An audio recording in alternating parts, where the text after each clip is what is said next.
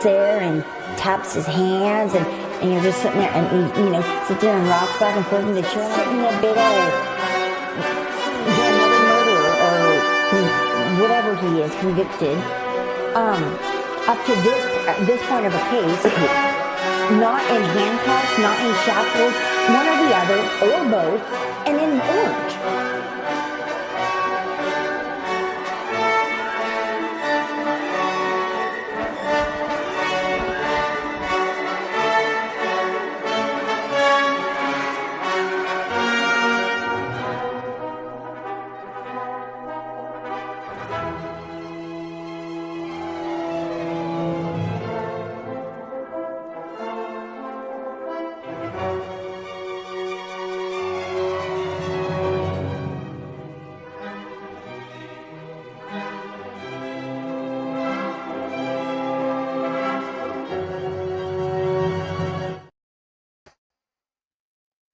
Hey everybody, Excited Utterance here.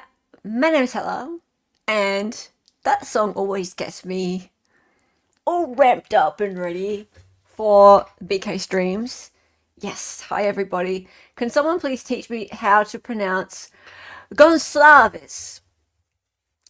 Gonsalves. It's really difficult. It's really difficult, especially if you start pronouncing it incorrectly from the beginning, like I did. And yeah, now I'm trying to get it right. So Gonsalves, it's a S, not a K. Yeah. Anyway, oh, hello. Before this one starts whining, because he's going to start whining in a minute. Sarabit's here, look. And he's my special guest. Yeah, he's the Sci fanboy. Hello, everybody. Sci fanboy. Look, Sci fanboy. Hi, everyone. Hi, guys. Yeah. Yeah. Kitty, yes, there is. Kitty, hello. JC is here. Of course, Angie's here. Gone calves. No. It's not. It's got a S. It's got a S sound. Let's ask Deep. How do you say it? Gone calves. No. And your sound's really low. Is it? Or is my sound down? 1 second, let me turn this thing up. Yeah.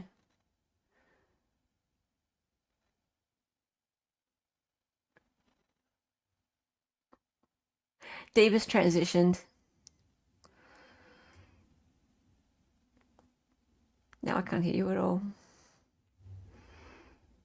Unmute. Yeah, he's muted at the moment. You're looking very hot today. Looking very Ann Taylor.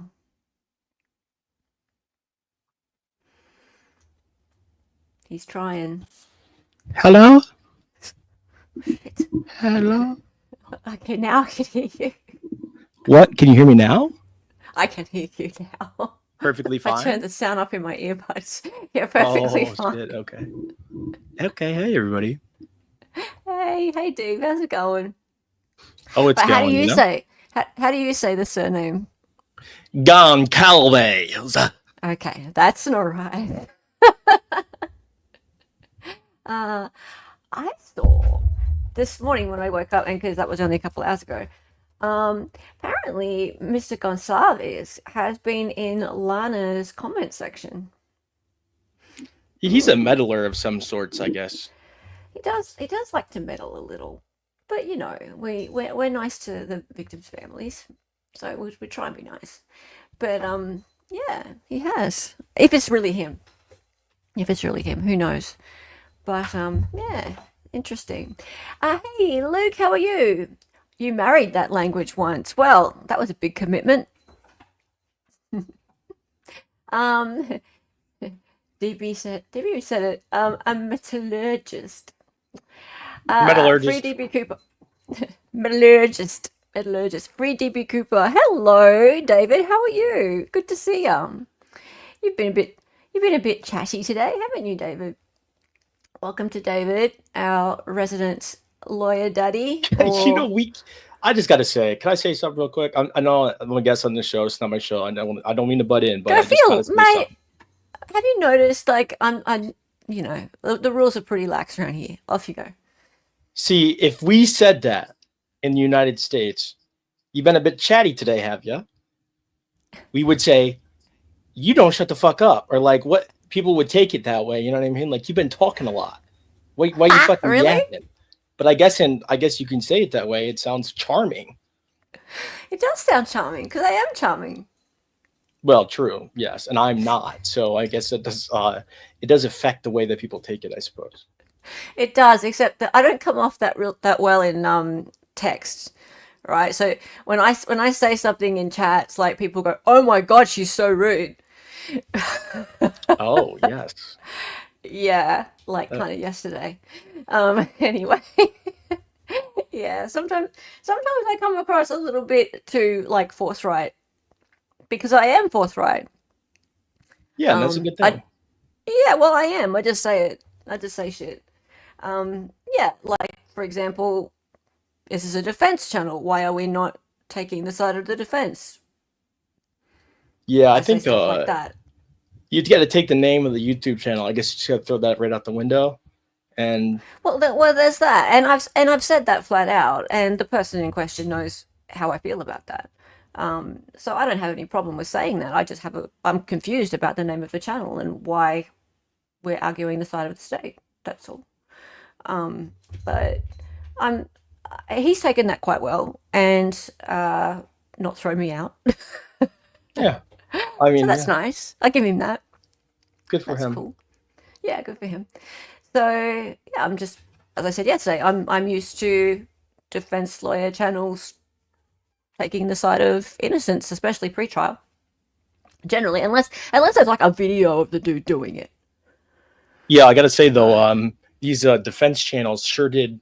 They're eating some crow on this Judge Beverly Cannoni ruling. I got to say that a lot of people were saying, well, Karen Reed talked to, I know this isn't a Karen Reed channel. Sorry, I'll get through this quickly. No, go for your life. I just don't really know what you're talking about. Go Where on. she was texting her lawyers and she talked about it on TV. And so all these anti-defense perverts were all, saying that she's going to get her text messages taken. And the defense YouTubers were like, no, yeah, totally. Like, no, that's crazy. She shouldn't be doing that. She's totally going to get her text messages admitted into the criminal trial. Like if she told her attorney, like, I thought I rode over his foot or something, that could be incriminating. Okay. But yeah, I guess Judge Beverly Cannoni decided that even that was a bit too far. And so all these people that were saying that Karen Reed was an idiot for going on the TV and talking, she should have been more careful. Yes, R&M called it. She said, hey, can we stop giving the state a fucking break over here? Yeah. And everyone was like, no, it's just how it is. It's just how the lawyers know this. You can't talk on TV. She shouldn't be. Well, I mean, I've always thought all along that Karen has been flapping her mouth a little bit too much for a criminal defendant. But she can do what she wants. She's got freedom of speech, I guess, but she's also got the right to remain silent, and I would be remaining silent if I were her. Yeah. So, like, she's got damn good lawyers. She's paying a lot for them, so I would be letting them do the talking if it were me. But, yeah, this is no joke. And every word that she's been saying has been used against her, and tends to get used against you. But that's just me. Unless it's privileged. Yeah, exactly. Yeah, you don't say anything about anything to anyone. Yes, you stay very, very quiet. And Bryan Kohberger has stayed very, very quiet and been a model inmate, model everything. it seems, and unless he said something to the police when he was first arrested, I don't believe there's been any interviews or anything like that, unless we don't know about it, unless it's all under seal. He seems to have just I've talked to him. been. Oh, you talked to him? Yeah. Yeah. I mean, interrogations, things like that. There's been nothing that we know about anyway. He seems to have done everything his lawyers have told him to do. He's a criminology major. You would think that he knows not to talk to the cops and just be Mr. Perfect when it comes to being arrested. But the public don't like that. They want to know why. Why did you do it? And I would be shouting from the rooftops if I didn't do it. They love saying those words, don't they? They love the whole shouting from the rooftops thing. I would be shouting from the rooftops if it wasn't me. Like, you don't even have a rooftop, so you just need to calm down over there. Yeah. We've got huts. No, I just mean those people that say that, like, Yeah, they're like sleeping in the park, probably. that's right. They're sleeping in the park. Not that there's anything wrong yeah. with that. Not there's anything wrong with that. Who's he going to shout to, right? JJ? Yeah, how's it going? Nobody shouted from a rooftop since 1872. All right. So, hey everyone in chat. Hey Ariel. He said, "Has anyone else been arrested?" That's apparently not even true, Ariel. Obviously, and that he looks forward to being exonerated. Yeah, no. Apparently, those words of "Has anyone else been arrested?" No one's ever corroborated that's what he said. So basically, they filed something saying that if he did make a statement, that it would be he would not have been Mirandized yet, and that it was inadmissible. But if they did want to challenge that, they should tell them immediately that he did make a statement and provide that statement before the trial. But I'm guessing that they didn't provide it, so thus they're not going to use it. It's not definitive whether he said that or not. But yeah, I mean, there's nothing saying that he did say that I know of. Yeah, it seems like a bunch of hearsay to me. It was Brian Etten that reported that. So of course it was Brian Etten that reported that. I reckon it was Brian Etten that bloody murdered everybody. Yeah. How do you feel now, Brian Etten? Right? Someone saying that you did it. Yeah. So well, my dear, right there. I can commit a defamation from over here. Hello, Steve. Delphi and Idaho both shady. Yeah, well, there's a lot of places that are. So, I don't think it's defamation if you really believe that he killed him. You know what I mean? Yeah. It's not. It's the exception to defamation of I really believe it. Yeah. Hello, Phil. Haven't seen you for a bit. Good to see you. His eyebrows speak volumes. Oh, they do. There's volumes of eyebrow. Volumes. Everyone with bushy eyebrows should be thrown in prison forever. Everyone. But that brow woman. Yeah, the cases are very different. But there are similarities, right? There's these really scant pieces of evidence that are just kind of woven together. And then if you actually look at the evidence, you realize that they've been retrofitted, right? So that's where the similarities are. So I see the bullet in the Richard Allen case is very similar to the DNA in the Kohberger case, because both are really iffy bits of physical evidence. Very iffy, right? So it's almost like that they could convince the jury with this bullet, which wasn't his, or if it was his, I mean, it wasn't his, right? But they could say that, oh, these markings on it make it his, right? And with Bryan Kohberger's DNA, they can go, oh, that's his DNA, but how the hell did it get there is the question. And it's not even necessarily related to the murder weapon. So there's this thing that puts them there, but no, supposedly puts them there, and it's a thing, but it is a thing. It's not. but it's not the smoking gun, right? It's not yeah. it's just a thing, but it's a thing that the prosecution thinks that is going to be the one object that's going to make the jury think, oh, for sure, he was there, and it's an object that could kill people, right? So, I mean, I've never killed anybody murder, with a knife sheath, but well, point well but taken. people refer to it as the murder weapon. They think that it's the murder weapon, right? Like, because it's so related to this knife in their mind, they can't separate the fact that it's not actually the knife, right? And even yesterday, I saw, was it Tony Bruschi's show? Yeah, fucking dude, don't even. Oh my god! And yeah, That what was went on fucking there, miserable, dude. right? Within the first 2 minutes, both of them were saying, "Oh, he bought the knife, right?" And Yeah. firstly, not even the state is saying it's the knife in the documents, but there's no the knife that's ever been found, right? There's no the knife. What the knife? Right. Right? Right. So, hey, Manny B, 3 months for a rude upside down non lawyer. Hey, shut up. Mamacita. Hey, Manny B, I love having you around. Yeah, me too, Maddie. Sorry, I interrupted. So there is in the case summary today just dropped. It is the defendant's response to the state's response to the defendant's motion to exclude Amazon clicks. So we'll see. I mean, we'll see what they say. Maybe they don't agree with the state. We'll see. I don't know. We'll see. The replacement knife, Judge Jessica. J-Rock says, Hella, say hi to Nicole. She is watching you with me. Oh, hey, Nicole, big Nicole. fan. How's it going? J-Rock's girlfriend. I'll announce it because he said Nicole. So hi, everybody. Hi, Nicole. J-Rock and Nicole sitting there being cuties.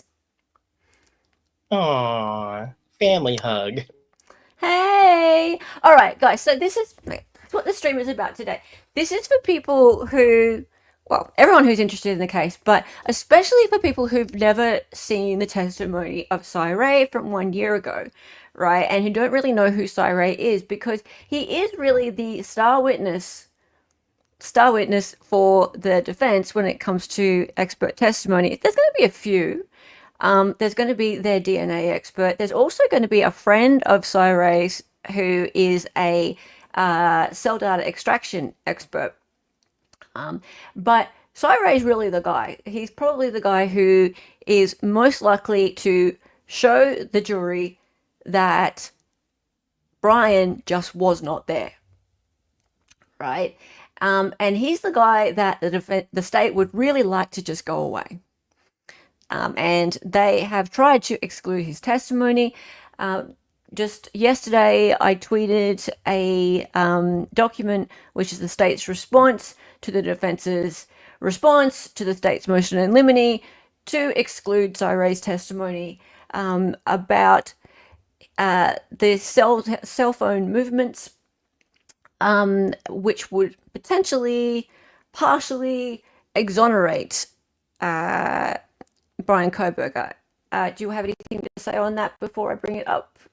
Well, you do say exonerate. They say partially corroborate. But yeah, I mean, it is exonerated. Well, if I go, in the original document about the alibi, which was Cyree was mentioned in, it said exonerate. And we'll bring that up from a year ago before we look at the testimony of his. It was a big word to use, but yeah, you're right. So hold on just a moment and I'll bring up the document from yesterday. So present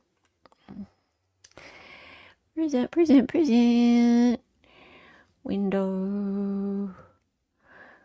I'm an idiot because I already had it up. I didn't need to go and share it again.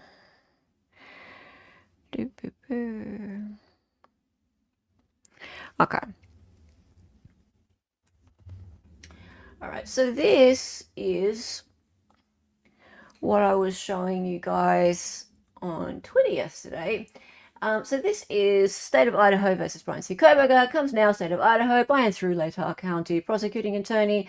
So This is following the reply to March 17, 2025, defendant's objection to state's motion in limine re alibi, or alibi, if you want to pronounce it that way. I like to say alibi, just because That's it confuses nice. people.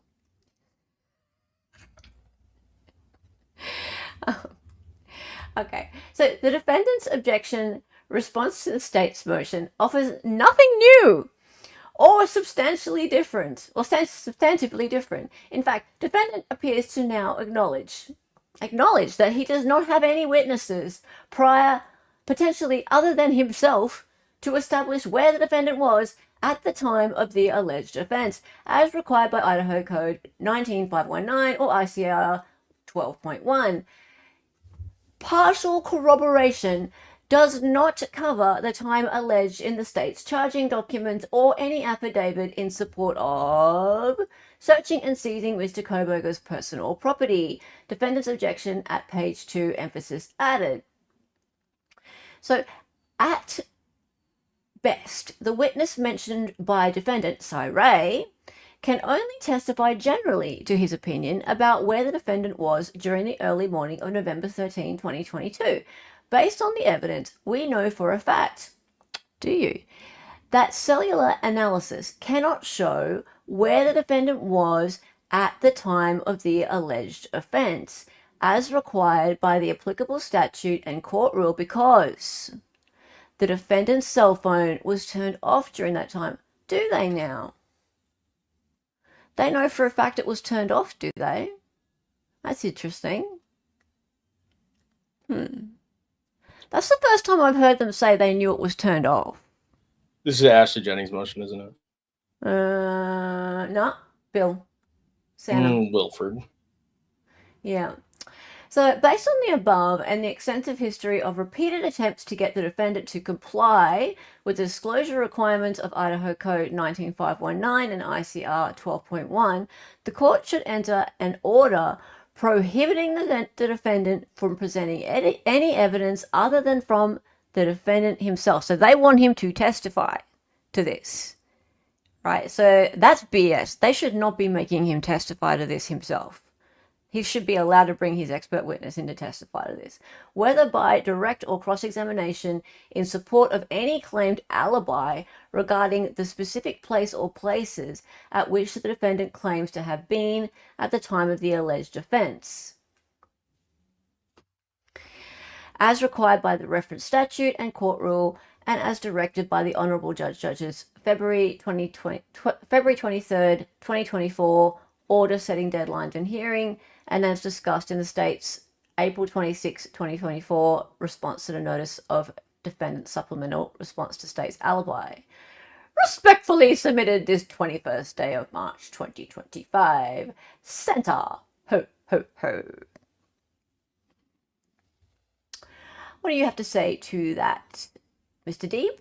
Well, that's really nice that they got the old Idaho criminal code and everything, but there's the United States Constitution, and it supersedes any, obstructive code for somebody's rights. I mean, they could say all day that he has to specify his alibi, but there's a constitutional argument that's going to be had forever on this issue if he's not allowed to say that he was partially corroborated somewhere else, that, the post-conviction court will be looking at for multiple decades, because it's a serious issue and it will be litigated no matter what. Well, you would hope that Judge Hippler would see it that way. He appears to have ignored a lot of other constitutional issues recently. However, this one is a pretty big one, that they want him to actually testify to where he was in terms of where the cell phone was, right? So I'm just going to testify to where I was, and that's why my cell phone was off or not pinging, right? So the Cy Ray has digital proof, like he has digital evidence to show it. That's more than just what the defendant can say. So that's more corroboration than just his word. So they've tried to compel him to testify against himself so many times in this case, because they're always constantly saying, well, we don't know where his DNA came from. We don't know if his DNA was in a database. Well, if he told you his DNA was in a database, that's self-incrimination. He cannot be compelled to testify against himself.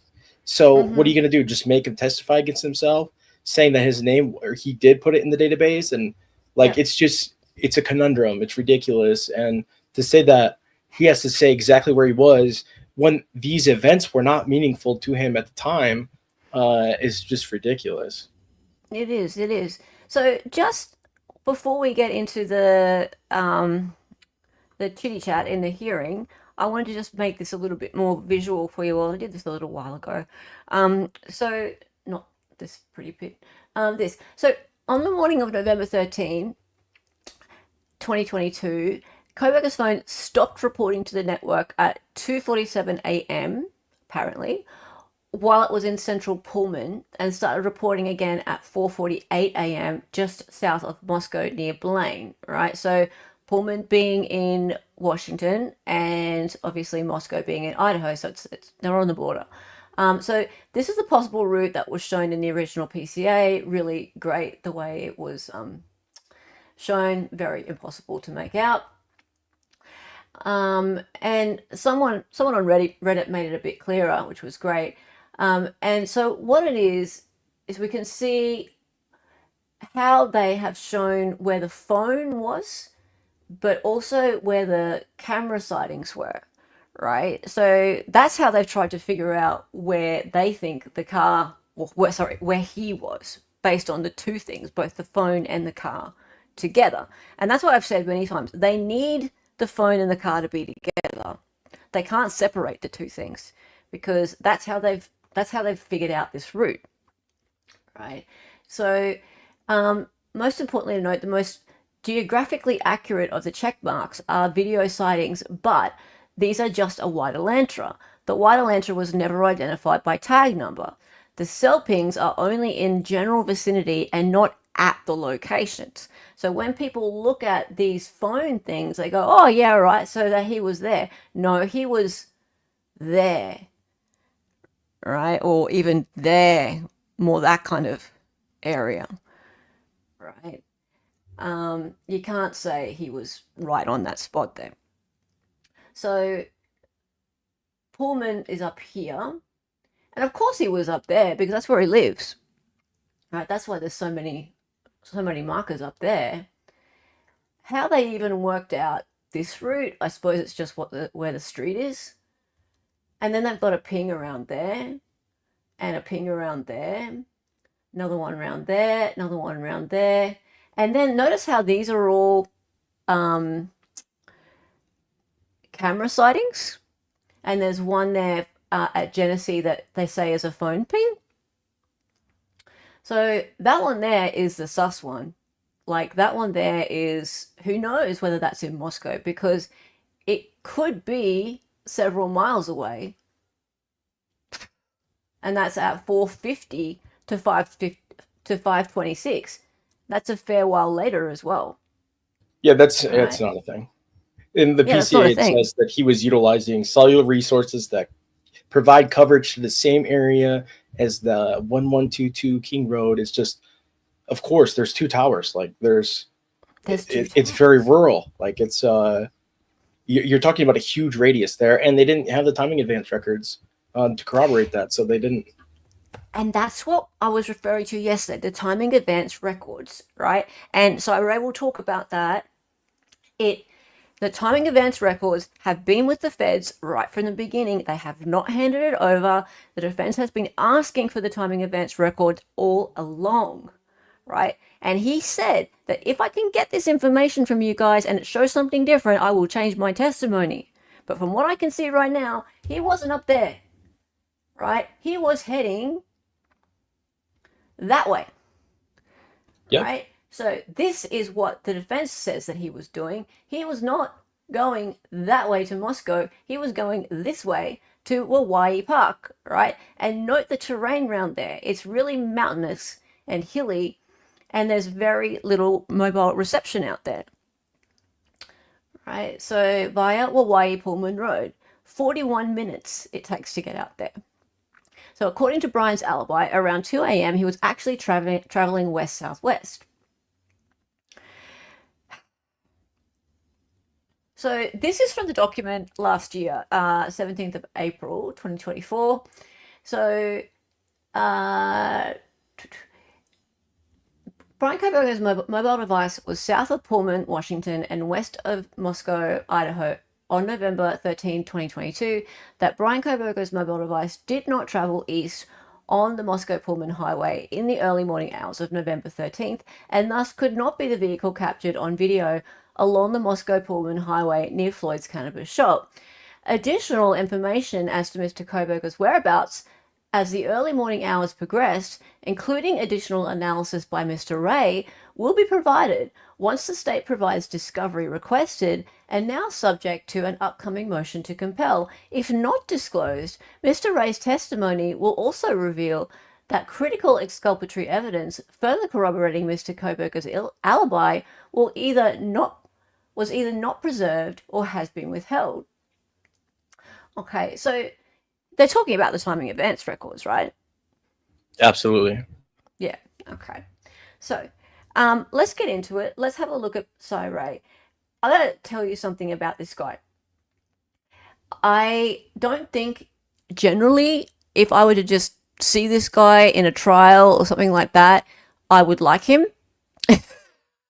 You wouldn't like him? No, I don't think I would like him. I would think he's a bootlicker. He's a cop. Yeah, he's a cop. Yeah. I don't trust state experts generally, and he's a state expert. That's what he is. But I got to give it to him. He's flipped teams, and he's doing it pro bono for Bryan Kohberger. So, okay, cool. He's also, by the way, this is quite strange. He's got a true crime channel with his wife called Socialite Crime Club. So, yeah. And I know you've trolled him. I personally interviewed him. Yes. That's why I called you a big Cy Ray fan. Yeah. And he does shoot off his mouth sometimes and say some dumb stuff. But that said, regardless of any of that, I've got to give it to him that he's seen something here that he doesn't like, and he's flipped teams just to testify for the defense for the very first time. Also, did you guys know, and some of you might, that he did a live with Lana a year ago? Live at CrimeCon, wasn't it? Yes, it was. And a lot of people in chat were very upset and worried that he would compromise his position as an expert in this case by talking to Lana. But he was an absolute professional. So he and his wife were just sitting and having dinner and drinks with Lana, and they were talking just about, the true crime conference and all that kind of thing. And never once did he or her, any of them, mention the Idaho case at all. At the very end, he said, I just want to address something in chat. I have a channel. I have a life outside of Idaho. I'm allowed to have a stream. I'm allowed to have this other life. It doesn't control everything that I do, and I can do this and be professional. So he's allowed to curse Richard Allen's guilt. He's allowed to, say that true crime is not harsh enough on victims and suspects. Did he say that? He said he hates true crime because the cops don't get to tell the truth about people. Yeah, okay. Well, that was a dick thing to say. So that's the thing. I don't think I'd like this guy if I was to just come across him generally. But let's watch. So let's have a go. Let's go. Let's go.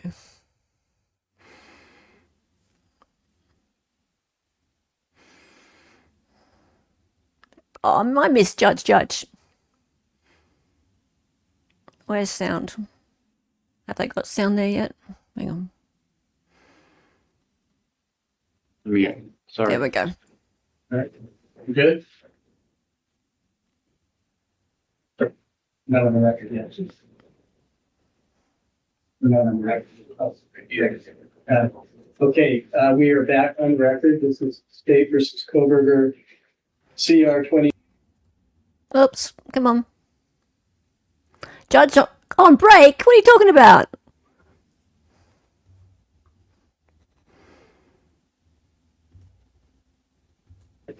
Good? Not on the record yet. 2922-2805. Everybody I identified previously are still here in the courtroom. Mr. Cy Ray is testifying. We are still on direct. Ms. Taylor, go ahead. Thank you, Your Honor. Mr. Ray, when we left off at our break, I was about to talk to you about the CAS draft report. Okay. So we'll start there. Have you reviewed a CAS draft report in Mr. Kohberger's case? I have. And from your review of that report, can you tell what records were relied on by Agent Balance to create that report? That report would include, he had to have the AT&T CDRs, the full 6 months, a tower list to make some conversions that I'm seeing on the report, and also drive test data, which would be another form of source data, and then a mapping platform to ingest the drive test data into to analyze it to create these shapes that are then put into the draft report. Okay, I think I have that. Do we have the same call detail records that Nick Balance used to create his draft report? Yes, well, I believe so. Do those records appear to come from the December 23rd, 2022 to AT&T warrants? I would say primarily the second warrant from what I've reviewed. And is that because the CAST draft report spans the full 6 months of those records? That is correct. Okay, and those records, did those come from the second AT&T search warrant? That is also correct. Can you tell anything about the tower report or how the tower information was used by Agent Nick Balance? The tower identifiers that are predominantly used, not exclusively, but predominantly used in the CAS draft report did not come from the report AU. If there's a conversion that can be made, and someone would have to have the national AT&T tower list, or at least the regional list. And I would take information from the CDRs. I would look at certain columns in this AT&T tower list, and I could get certain identifiers that are now being populated to the CAS report, if that makes sense. Do we have a copy of the tower list that you believe was used? We recently received 4 different versions. And when I say versions, they're just by month. And I believe we have August, September, November, and maybe December, or maybe it's in October. I'd have to go back and look. So far, I've only had time to look at the November. And from what I can tell, all of that appears to be accurate. Would we need the October or the missing month to be able to do our work accurately? It's a really good practice. I'm sure that's why the FBI included it. If I'm mapping records over a long period of time, like in this case, 6 months, I do want to see the different versions of the tower list to make sure that if a change was made within the network during that 6-month period, a tower I map in July may map differently in November. So it is important to have that data. We have 4 of the 6 months, but not the other 2. Correct. It would be helpful to even maybe see May, because there may not have been an update made in late June, early July. So May's would be what I would start with. Can you tell if drive testing was done to create that CAST draft? Yes, there's images in the latter part of the report up around slides 100 and above. I believe there's a total of 4 images that were populated to that report that would require drive testing. When somebody's doing drive testing, do you expect data to be produced? Absolutely. creating a work product that uses drive testing and then coming into court and testifying without the drive testing is no different than creating an exhibit like this and then saying, well, we don't have to produce the AT&T records that created this. The source data for drive testing is the drive test. Do we have the drive testing that was done by the FBI to help create that report? We have what I believe is the majority. There are some significant pieces missing. I can't say that those missing pieces exist and haven't been turned over, or they were erroneously not collected. I don't know which, but there are some pretty significant pieces that are missing. I'm going to ask you some questions about that. But first, I want to know when you first saw drive testing data that was produced to us in Discovery. What did that cover? I found a file in the Discovery, I want to say early December, that included drive test, but it was about a 3-minute sample that covered less than a quarter of a mile in a completely irrelevant location. So it added no value to my analysis at all. What were you looking for? What time frame and location were you looking for based on the CAS draft report review? I would expect significant drive testing around any location that coverage maps were being used in the CAS report. I would expect significant documentation on potential routes that this device may have taken. I would expect significant documentation on the crime scene. Can I explain? You just told Yes, us sure. that you think we have most of it, but there's So just in regard to the drive testing, Yeah. So a lot of people don't really like, there's a really common sense way to think about the drive testing. It's just that they're basically driving around with the cell tower in a vehicle, a mobile cell tower, and they're transmitting a signal to the actual tower, and they're testing to see how long it takes for that signal to come back and how strong it is. So with doing that testing, you can find certain areas that are slow or fast, and you need to know where the towers are, and the information about the towers, their sector, azimuth, and location and direction. And it's important to pull everything together. And it sounds like what he's saying here is that they didn't do all the drive testing in the areas where they're saying there was coverage. So they can't say that, a certain area would have some type of, like, you can't say you won't get signal out there, or you would get signal out there because they didn't drive test that area. Yeah, exactly. So the drive testing helps to produce the timing records, correct? Yeah. Yeah. Okay. And they don't, as we said earlier, they don't have the timing records.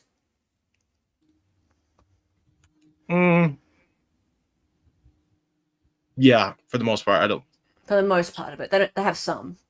They don't have all. Like they've said that they're missing portions of it. Yeah. Okay. Let's keep going.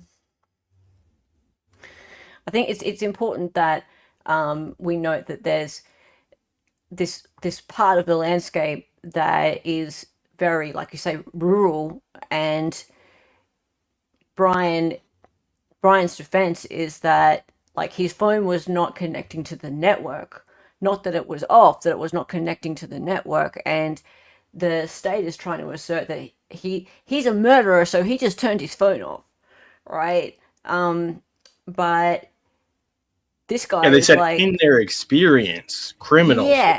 They didn't even say the phone is off. They said, in their experience, criminals will deploy such forensic countermeasures as powering down their phone. I love that. Such forensic countermeasures. there's some significant parts that are missing. Yeah, and I want to qualify that just so it's really clear, because I understand it's starting to get very technical. There's over 500,000 lines of data that was turned over. So I'll make it clear, there's a lot of data that has been produced. I would say, in my opinion, looking at what's been produced, probably 2 or 3% is missing. But It's not the amount of data or the time of the data, it's the locations of the data. Some of the most significant locations in this case, we're missing some data. Those significant locations, have they been depicted or captured on the cast draft report? They have. And tell me what those locations are. What are we missing? I am unable to find any measurements along, I believe it's 270, the Moscow Pullman Road. If you drove the most direct route from Pullman to Moscow or vice versa, pretty much as soon as you're leaving Pullman to the time that you arrive in Moscow, we are missing that entire stretch. And if there's ever been a case that we need to look at, what does it look like when a phone travels from Pullman to Moscow? This is probably the case. We have the neighborhood around the crime scene, but we don't have the crime scene. Normally, that wouldn't be too terribly significant because if it's a flat area, there's not a lot of vegetation or mountains. You could probably interpret the same. The location of this crime scene is very unique because it sits on a mountain. Part of it is shielded by a mountain. There's a lot of other big, thick, dense apartment buildings there. Your phone is going to behave differently inside of that residence than it might on the road behind the residence or in front of the residence. I can't find any drive test data that actually encapsulates any part of the property.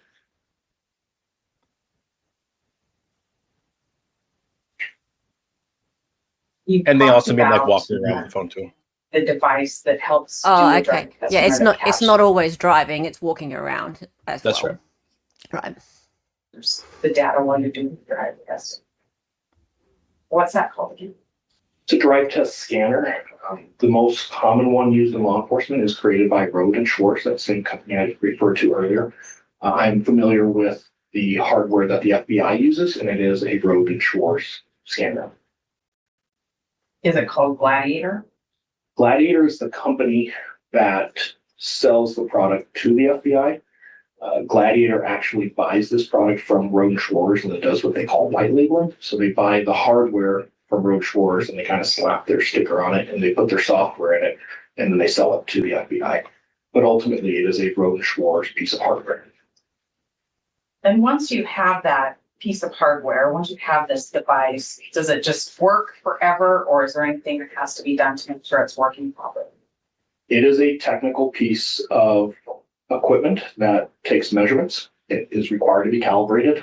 The best way that for probably everybody in the courtroom to think of, if we go a little old school, is the old breath test. If you had a DUI and law enforcement couldn't produce the calibration records of the breath test, it was really problematic. Similar thing here. We want to see that the device is calibrated. In this case, it's really important because, keep in mind, I reviewed thousands of these drive tests over my career. There is a significant gap that I believe there's something malfunctioning in the equipment, or the operators are just not paying attention. I can't tell you which one it is. So in this case, the calibration records to show that that device is functioning properly are really critical. Do we have those calibration records on the device that was there more than one device used? There's actually two devices used. And was this drive test done on just one day? Is this a one-time shot? No, I think there's maybe 5 days total that I've seen drive test data collected. Okay. So now let's talk about the calibration for this instrument or this machine. Did we get records for all the machines that were used by the FBI in this case? We got the calibration records that were taken prior to the use of these of the samples. It'd be really helpful to have the calibration records after the use. So we kind of need to bookend those because we know that it left Road Schwartz factory in October and everything was working great. When it came back, we don't know when it came back and we don't know if it was functioning properly when it came back. It's not uncommon for there to be errors. If I saw a report and said it came in and it had 2 errors, it's not the end of the world. The sky doesn't fall. You have to get into the documentation to see what those errors were. Normally, the device kind of self-calibrates itself. If you know what you're looking at, the major concerns that you would see when calibration is off, it becomes very obvious because results are really flawed. that's where I have a concern in this case is we have what I consider a significant chunk of data for specifically a location where the instrument is running. There's no doubt it's functioning, but it's not properly collecting AT&T data, which is concerning as to why. Because there were multiple drive tests done, and you talk about bookending these calibration reports, would you need to bookend all of the time that the drive testing was done with these calibration reports? And what I'm saying is if there's something done in November and then drive testing done in December and then more drive testing done in January and then maybe some in March, do you need the bookend calibration reports around each of those drive tests? You would. To date, I haven't seen any drive test data, I believe, beyond January 5th. And I'm not sure the time zone, so maybe it could creep into January 6th. But if there's any drive test data after the first week of January, I'm unaware of it. Okay. So in our case, which months are we missing? For the calibration, Yes. whatever the next calibration, the FBI would choose when to send these devices in. So whenever that next calibration report was generated for these two devices. On the calibration certificates we have, I think you told us that after the maintenance, it went back into service and passed inspection, was functioning properly. But when it came in, it didn't have multiple errors, but when it went out, it was functioning properly. Is that why you need to see the next one on the other side of the drive testing? That is correct. Okay. Now, when we're thinking about the data that, the drive test data that we have that's missing some significant portions, could it be because the machine wasn't working right all the time they tried to do drive testing? Yes. Okay. Is it also possible that the FBI agents using this machine weren't properly trained to do the drive test data or to do the drive testing and collect data? Ooh. I know of the two FBI agents. Here we go. Prior lives. I believe they're properly trained. Okay. So we're looking at So, either the machine itself isn't. Yes. so he knows Nick Balance. Yep. So he's not saying that Nick Balance is wrong. He's saying there's something else going on, and it's inexplicable. So he would like the calibration records because he knows that Nick Balance is a skilled forensic investigator, right? Yes. So he would just like to see all of the information. That's it. Not too much to ask, really, you would think. Not much at all. No. And doesn't Nick Balance work in the same office as Brett Payne? They were co-located at the time, but I think he is out of the Coeur d'Alene FBI field office, technically. Right. Yeah, it's going to be really interesting to see Nick Balance's testimony and then Cyray's testimony, because I think there's going to be some conflicts. But yeah, so Balance has, you would think, all of the information, but that he's FBI and he is just not handing it over or pretending it doesn't exist. Well, there's the two-way process. Yes. He cannot be compelled via subpoena unless the federal government waives their sovereign immunity and provides the records. But the state should also be keeping the records. They're part of the PCA, and they're going to be used at trial. They had the records. They just weren't turning them over. But there is that extra hurdle, which happens a lot in these cases where there's cell site simulators done. What happens is they will say to somebody like Mowry is cast trained, right? And he was trained by the FBI. They'll say this, right? He was trained by the FBI. And they'll say, well, how did you know how to do this cast report? He says, so my training with the FBI. Okay, well, what kind of software did you use? I used CastViz. CastViz, yeah. They'll be very general about it. Well, come to find out, really, what's going on is the FBI isn't training them. Like they are, but the FBI is assisting as part of a task force, right? And they want to hide behind the federal, the federal sovereignty, to not be cross-examined on this particular set of evidence. So Yes. they say you can't cross-examine the person who trained them, right? Because it's just, you would be just asking for police officers to supervisors all day and say, what did you tell them to do? How did you train them how to do this, right? So Yep. it's just a layer that they have of protection against scrutiny. Yep. This is shit, right? Yeah.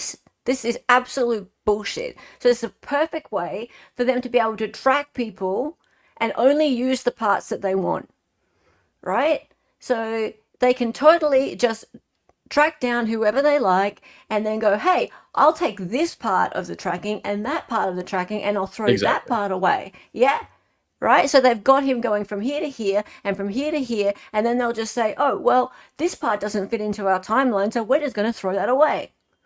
Well, and what is super problematic, and I'm not saying that Chad Daybell is some sympathetic character, but if you go and watch Nick Valance testify in that trial, he talks for 3 or 4 hours and does not shut the fuck up and does a 3 to 4 hour recitation of how fucking cool the cast team is, right? And how fucking cool the shit that they can do with all these scientific, words and making it sound very forensic, very accurate, and just drones on and on and on. And what are you gonna do? You're a defense attorney. What are you gonna do? You're gonna go find a fucking former FBI cast person and then go put them up there for 3 hours? No, they've already explained how they know everything about the system for 3 hours.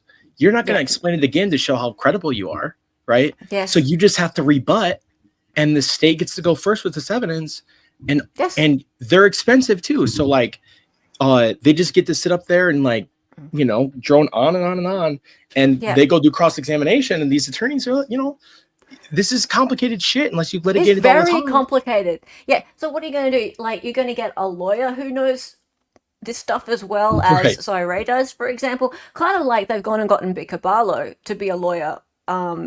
Yes, she's a super person, like superhero. Exactly. So Ann Taylor and Eliza, they know very well that they need a lawyer who knows DNA well enough to actually cross-examine the DNA experts. I almost feel like they need a Cyree lawyer to go in and cross-examine Nick Valance. Oh yeah, that'd be amazing. Yeah, it would be amazing.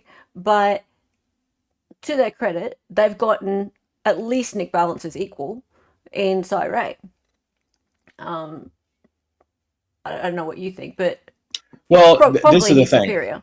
The cast viz at the end of the day is, it started out as a very complicated Excel spreadsheet, believe it or not.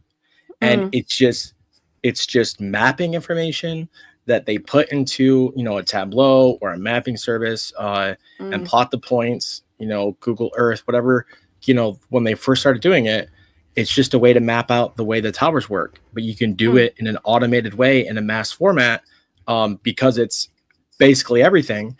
And you can map that out. Well, that's what ZX was. So he was one of the first officers to start using that type of technology, a spreadsheet, to help map out the cell site locations and the different movements and stuff. And then he created the company.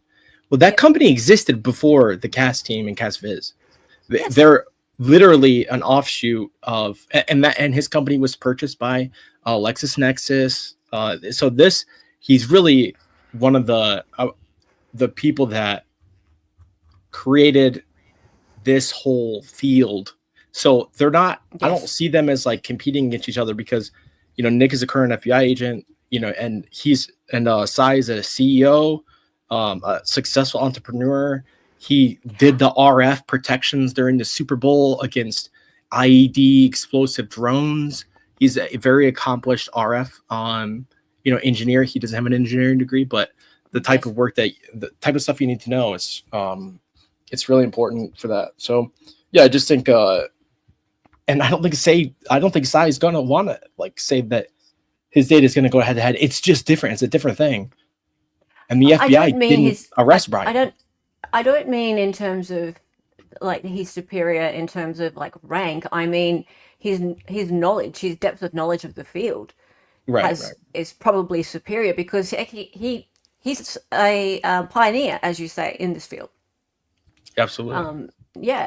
He wrote the software, he built it from scratch, and he's built businesses based on this. He trains people in this. He has been doing so for 20 years now. Yeah, he trained the FBI.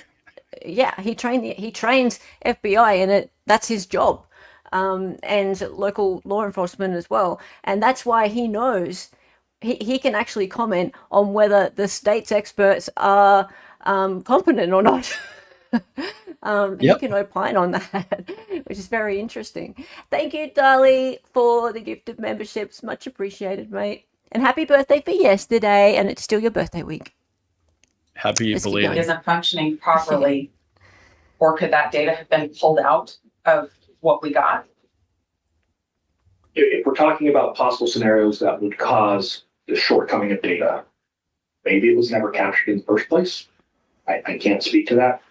The machine erroring, at least during one portion of this drive test, I've seen similar errors before. I'm pretty sure they had a small period of time where it had been a very busy day and it kind of gave up for a little while, like any computer will, and needed to be reset. Could things be extracted and us not know? That's always possible. I can't rule that out. Is the missing data important to you to fulfill your duties in Mr. Kohberger's case? I don't recall when I got involved in this case on the day where I could actually start looking at evidence. I've had a concern since the very first day I saw the cast draft report that there are significant errors in the drive testing. It was before I even saw the drive testing. I can look at the coverage areas and I can tell you they're wrong. So yes, it's not a concern that they're wrong. People make mistakes. We can fix things. It's a concern that I still don't have the source data that any expert, not just myself, but anybody could sit down and look at and say, okay, I see what's happening here. Here's how we fix this.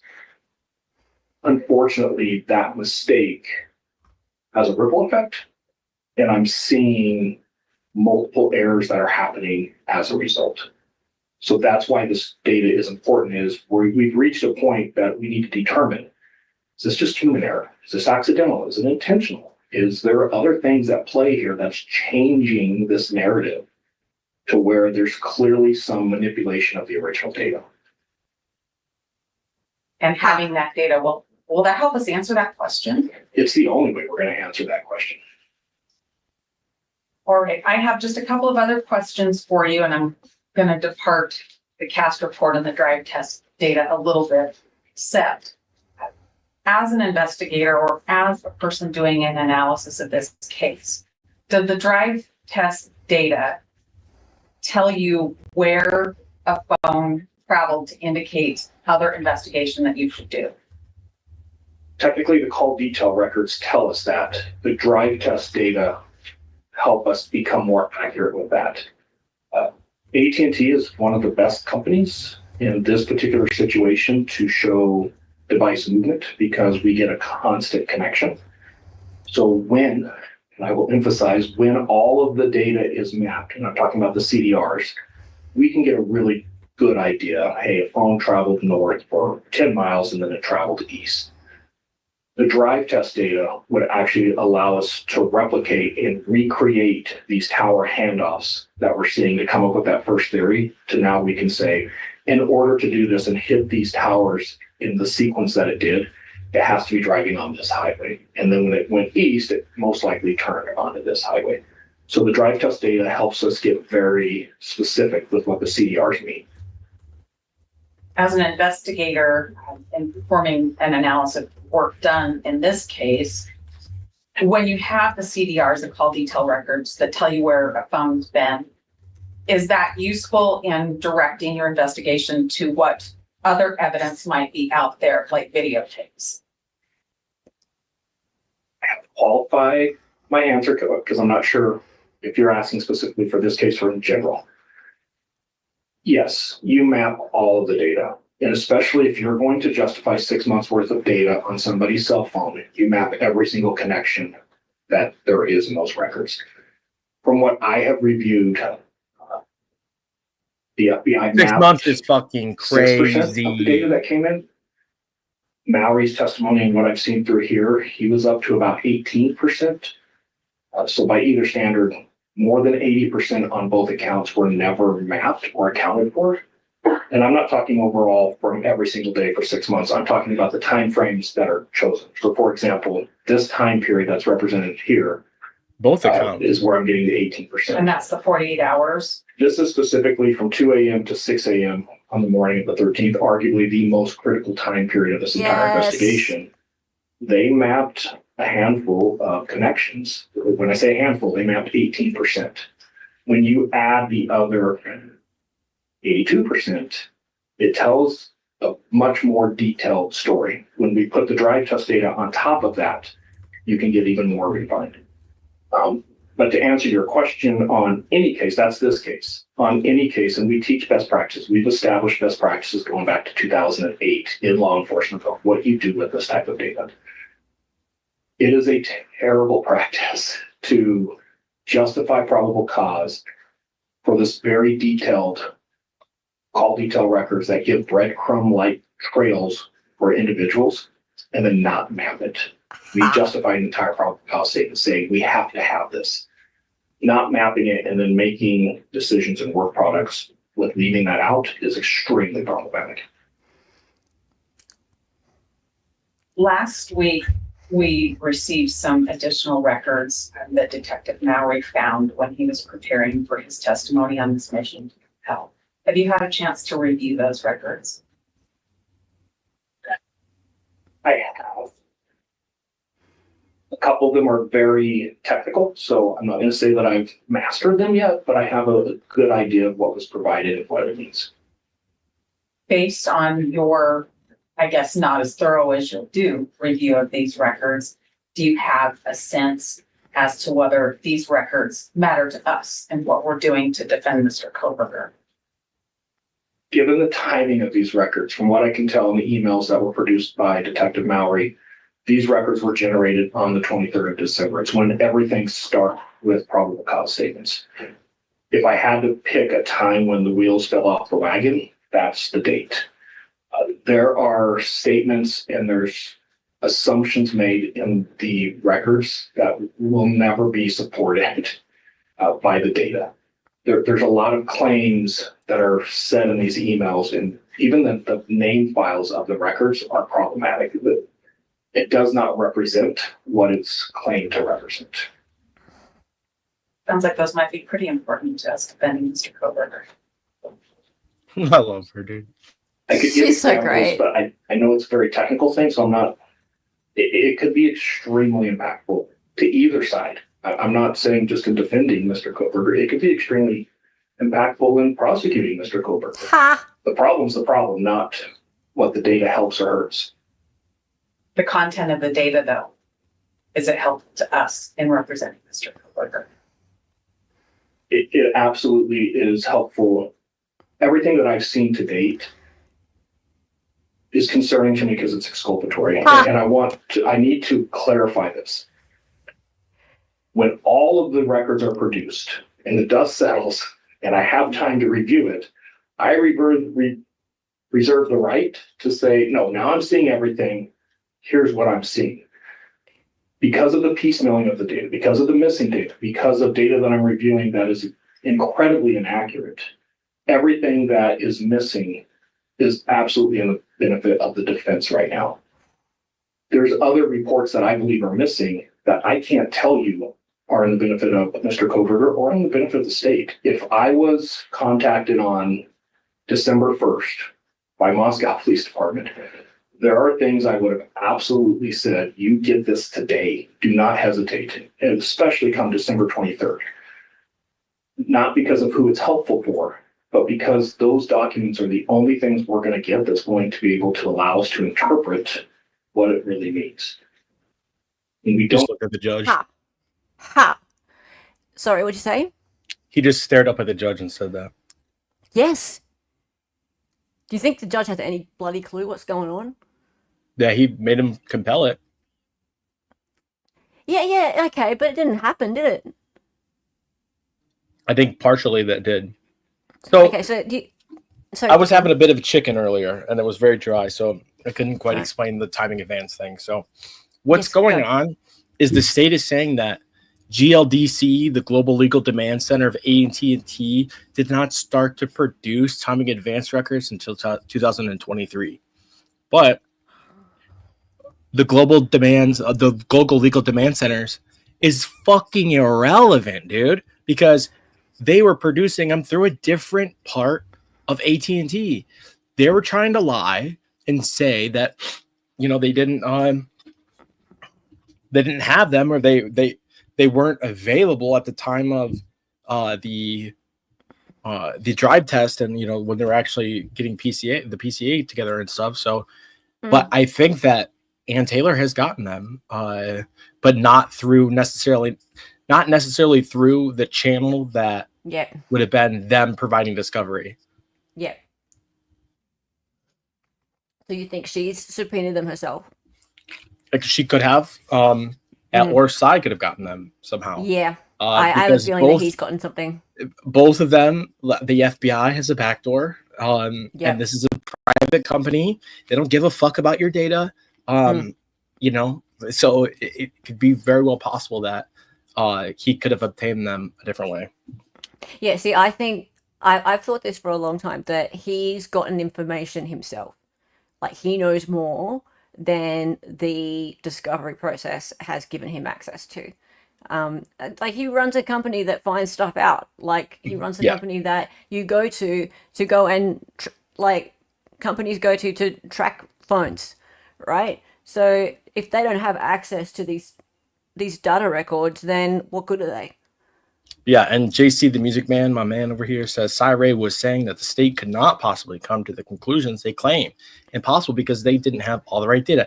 So what I think is going on is he's looking at emails, and Nick Balance and Maury are like, yeah, we don't think that he went down 270 because of this, you know, X, Y, and Z. And he's saying that is a stupid fucking point.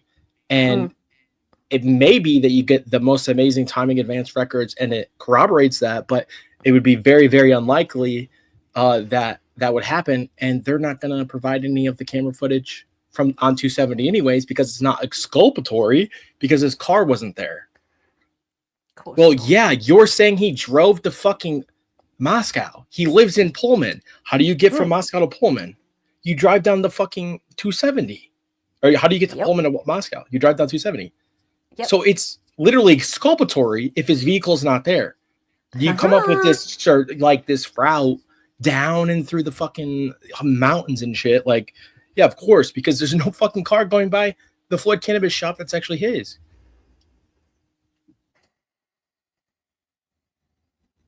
This is why the state does not want him testifying, right? Yep. And they don't want those timing advance records in.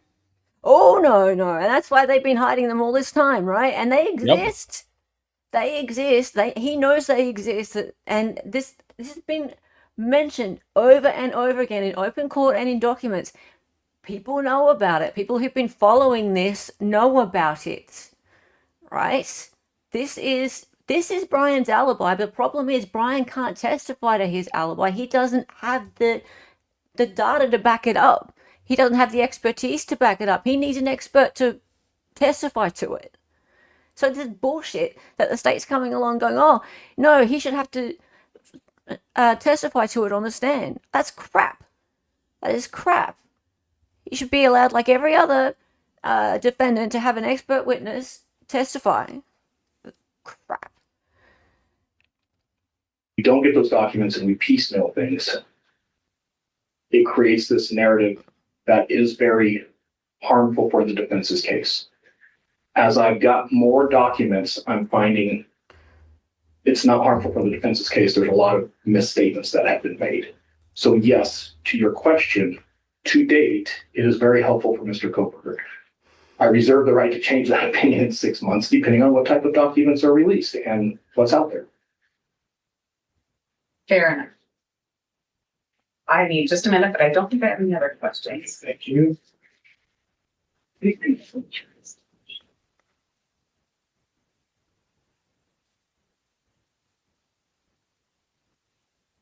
Mr. Ray, thank you. I don't have any other questions right now, but hold on. The prosecutor might. All right. Ms. Taylor, Ms. Jennings. No, we don't have any questions at this time. All right. Questions? Okay, it's the excuse. He may, Your Honor. How can you not have questions? What? Okay, no, that's fine. You can go. See ya.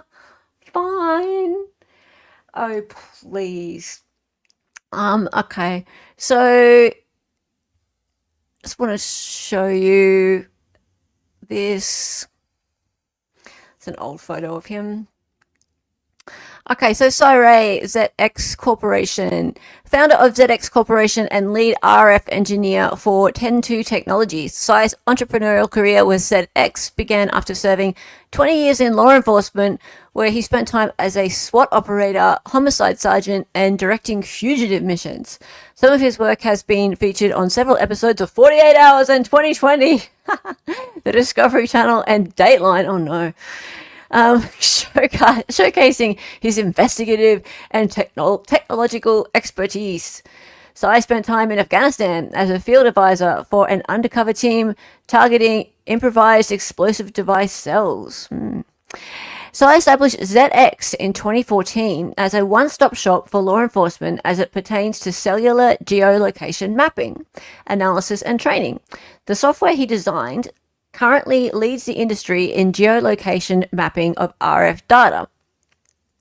While devoting his career to bringing advanced training and investigative technology to law enforcement, Sai is subject matter expert in the field of geolocation mapping and identifying target sets. Sai's geolocation expertise in the field of radio frequency has advanced into RF engineering of detection devices with 102 Technologies during the past 2 years. His accomplishments include engineering RF drone detection sensors used by the NFL at the 2015 Super Bowl, and engineering RF tracking and security technology for law enforcement and military applications. In his free time, Sai enjoys spending time on his family's ranch in southern Arizona and penning early drafts of a book he intends to have published. Oh, look, he's your neighbor. Dali, you should go visit him. I believe that he sold ZX. You there? Deeps? Did you pop out for a bit?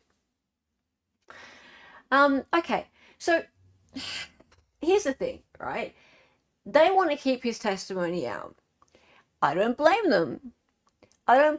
Because his testimony is, as he said, everything he's looking at shows in the favor of the defense at the moment, right? Every bit of tracking that he's got on the phone that he can see is exculpatory. He's also likely to testify that a lot of information that he would have gotten has not been provided, right? So this drive test stuff, the timing reports, which would show his phone, it would actually show really a lot closer, like up to a couple of meters, I believe, is how closely they can get to where his phone was. With all of this data, if all of it had been provided, they could have really honed down on where his phone was. But that stuff hasn't been supplied, right? So if that's the case, he's going to get on the stand and say it. You're right. Hey, he sold this company ZX, right? Yeah, to this little corporation called LexisNexis and Thomas Reuters. LexisNexis is a big company. Am I right? Yeah. Right. And yeah, they service most of the US. And they service the FBI, don't they? Oh yeah. What's it called? LexisNexis. LexisNexis. Not Australia. Yeah, they're in Australia too. Oh, wow. Well, obviously, it shows me the Australian one first. because they can geolocate you. You know what I mean? Technology. Yeah. They can. It's funny that, yeah. LexisNexis. Okay, so he started the other one, ZX, and he sold it, and it became this. Yep. Transform your legal work. Transform. Oh wow. Okay. Well, it became a tool under the LexisNexis umbrella. Oh, I see. Okay. And so so one of the tools is tracking phones, and I think it would be useful as part of like a fleet or something like that. Like I think that's a lot of what they do. Like they sell it to companies who have fleets, and all the phones or mobile devices on the fleet are able to be tracked like down to within a meter or something. So you can see them all coming up on your screen. You can know exactly where they are, and couriers and things like that. He's probably made a fair bit of money out of it, I would have thought. That's why he can sort of, be an expert witness and, have a socialite crime club and stuff like that. Anyway, what do you think? Oh, hang on. Yeah, he's a guy, bootlicker. It's funny how this evidence has been used to put millions of criminals away, but when when they want to use it to defend somebody, it's inconclusive. There was an interesting comment on that video. Oh, was it this one? It said something like, anyone who doesn't see that there is something shady about this case has not been paying attention. That was a year ago. Was that me? There's just a comment underneath this video, the hearing, and it says, anyone who thinks there's not something shady about this case has not been paying attention. That's right. That was a year ago. People are figuring it out. That was a year ago. Yeah, right. But it was about it was around a year ago, maybe a little bit more, that really a lot of people started to pay attention to the fact that there had been a lot of requests for discovery. There had been a lot of information was going missing, and also it was around then that there were arguments made by Ann Taylor about the change of venue, and it was about her. She came out and said, people have a right to know, the public has a right to know what's going on here. The fact that the public narrative is that Bryan is guilty, they have a right to see the facts and question for themselves whether Bryan is innocent, because Bryan is innocent. And she touched his arm. And she touched his arm. Yeah, she said, and because Bryan is innocent. No matter what Marr said. Yeah, no matter what Marr says. And he has an absolute Sixth Amendment right to have his hearings in public, is what she said. It was quite a moment. She stood up and did that.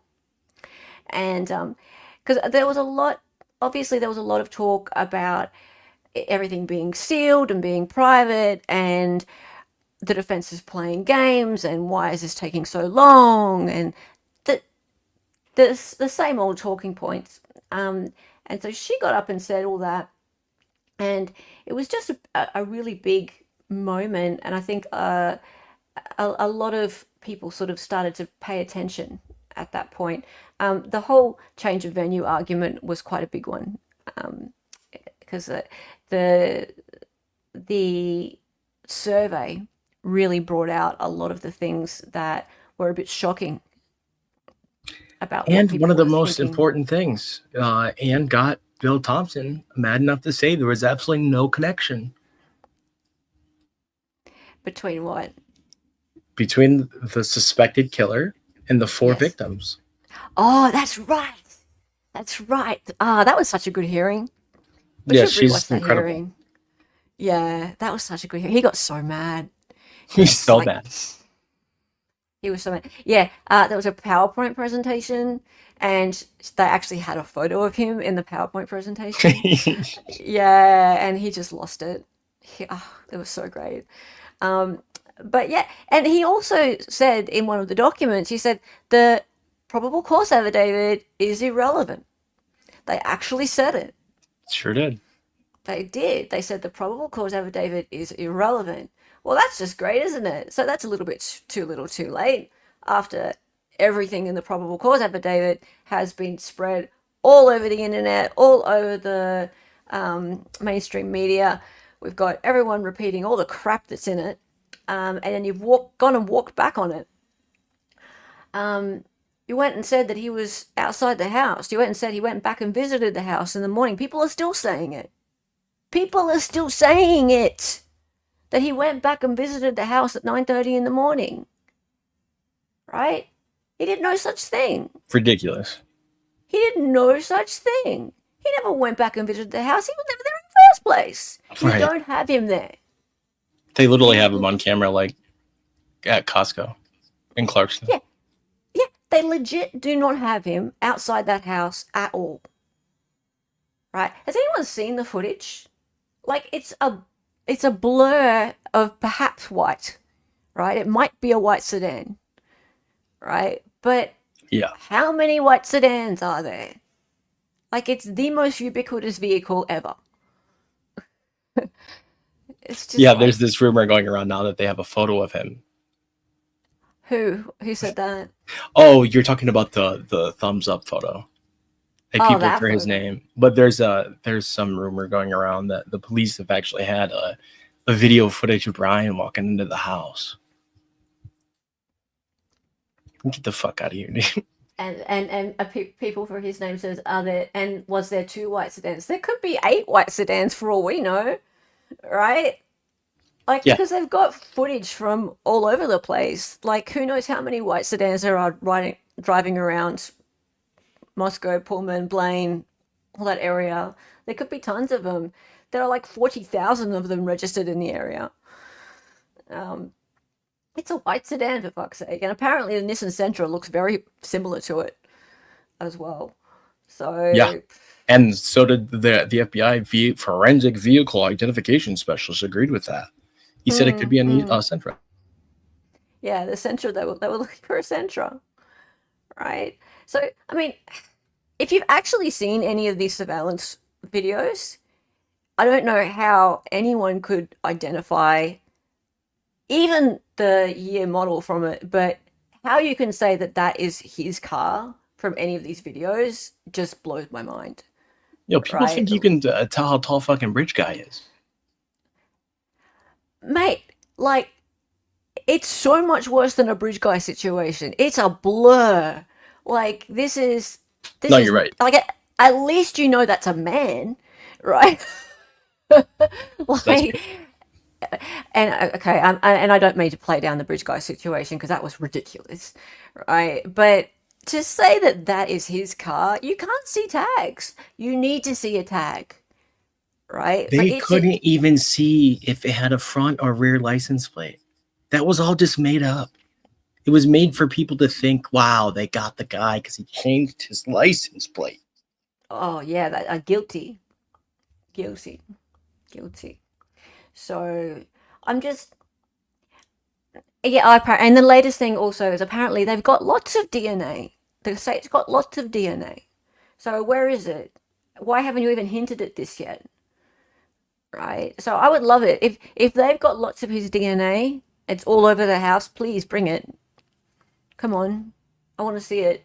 Because if that's true, then he hasn't been tortured through the last few years of he lost years of his life to this and been awaiting a possible death sentence and had his whole life ruined over something. He actually does deserve all this. Well, if you just want to see the general the lack of empathy that we have in the society, is just look at how people talk about autism in relation to him.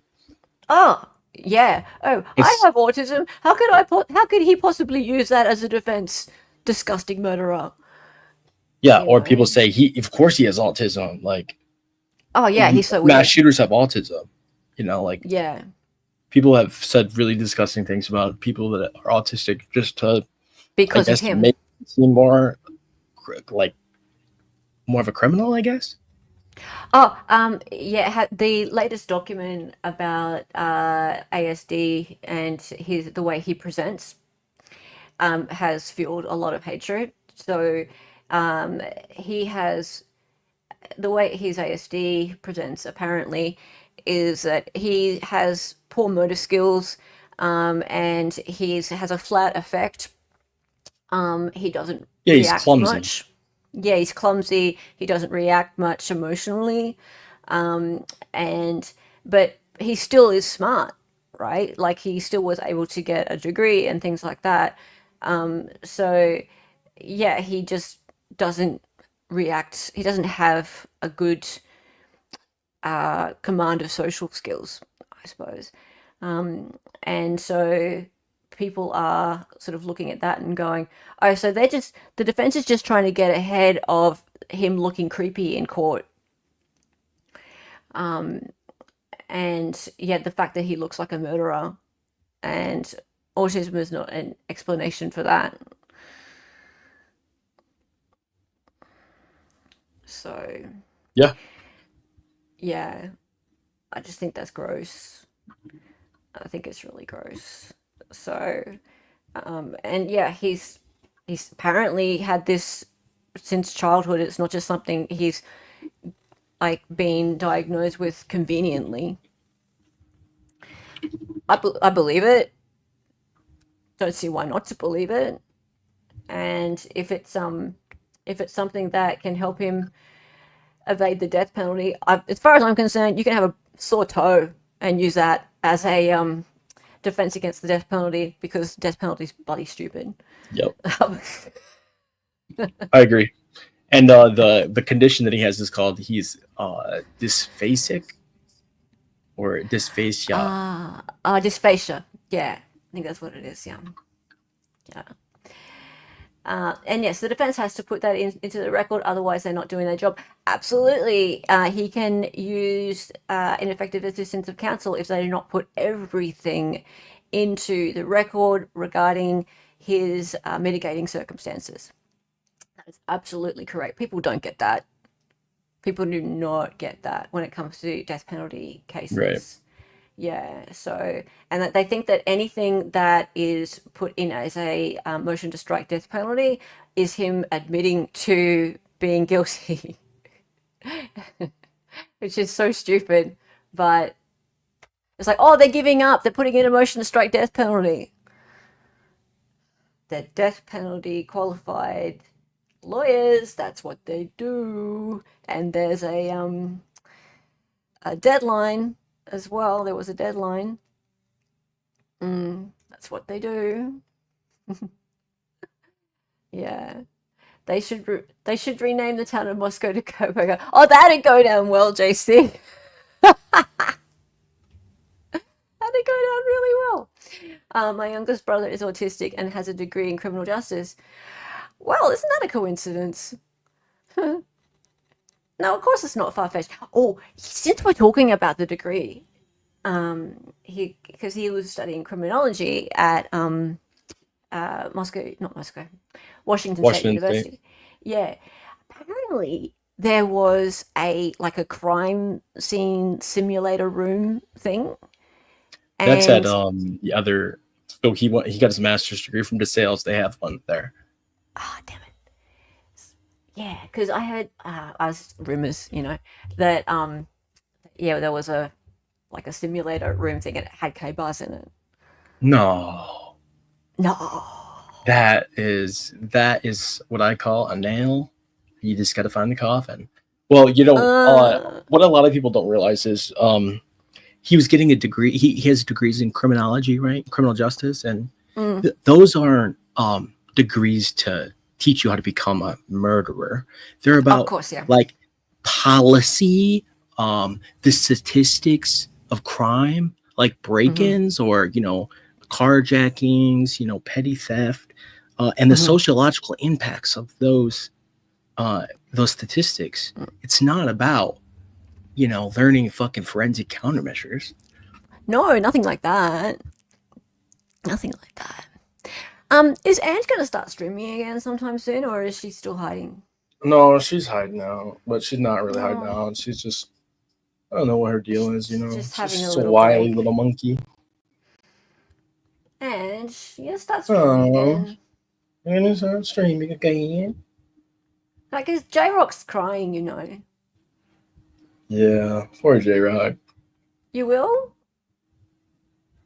Just busy. I'll be back tomorrow. Okay, good. You'll be back tomorrow. Good. Because yeah, J Rock's That's really fine. sad. Right? Get it together, Yeah. J-Rock. She's doing a mean girl. Look, we missed you being a mean girl. And No, she's still a mean girl to me all the time. And I'm not. I don't have enough makeup.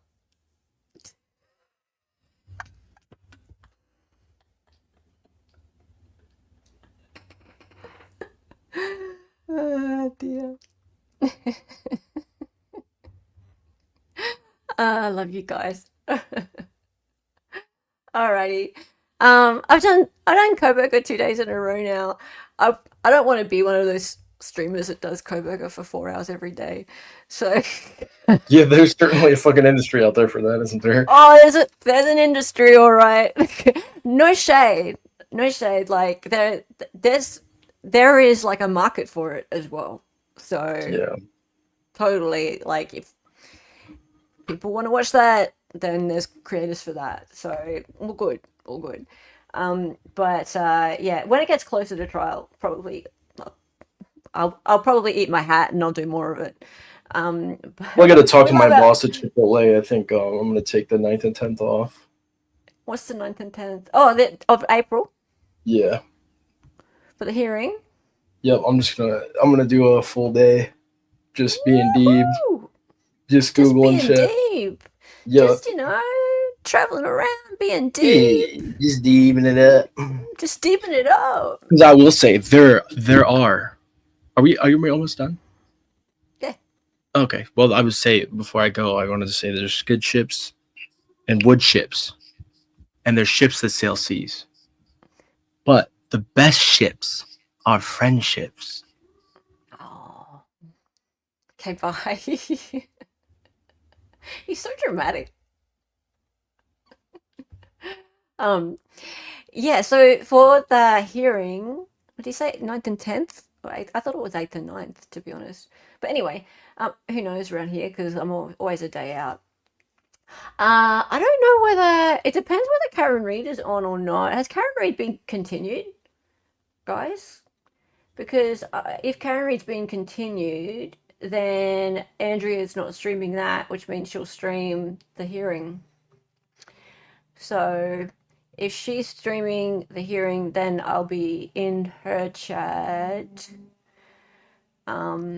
Because Idaho's good, like it's later, like it's because it's on your western side, it's a little bit later, so it means that I don't have to be up at Sparrows. Well, I have to be up at Sparrows, but at least it generally starts at about 3-4 a.m. my time. You think Reed is still on? Oh, really? Okay. She's gone till next week. Yeah, but it's not till, what, 9th of April? Yeah, we'll see. What time is Sparrows? Sparrows around here. Sparrows fart. That's what we call it, Sparrows fart. Sparrows fart is around 5 a.m., 5:30 a.m. at the moment. So yeah, 5:30 a.m. is about 6 p.m. Eastern, maybe 5 p.m. Eastern for you guys. Sparrows fart. So I have to get up at Sparrows fart. That's what we call it. No, Sparrows fart, not Sparrows start. Sparrows fart. Yeah. KR motion to dismiss was denied. No big shocker there. Oh, I knew that. I thought that it was being continued. Yeah, no, not heart. Sparrows fart. Because they fart, they get up and fart, right? So when they get up and fart and then they start, it's morning. That's what it is. I was just wondering whether Sean's streaming or anything right now. Is he? Because if he's not, where the hell's Sean lately? Oh, he is. Oh, and speak of the devil, he is streaming about Karen Reed. There you go. Huh.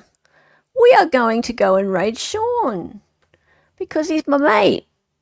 And we haven't raided him in a while. Let's do that. Okay, great. Sparrow's fart. Yeah, Judge Jessica. Kurt. No, we're not raiding Kurt. No. Never. I am not inflicting all these people. No, I'm not inflicting Kurt on these people. I don't think they even know who Kurt is. So, no. No. All right. Everyone say hello, Raid. When you get over to Sean's, say hi for me. And then have a really good evening. It's time for the song. And thank you, Deep, for being here. I really appreciate your input. You know tons about this stuff. He's just a font of knowledge. A Comic Sans of knowledge. Her name was Helen. She was an Aussie. She was a fake lawyer from the future. She got on YouTube and made some live streams. Her co-host is Donnie and she dances sometimes. The words are always so loud and because she's an 803.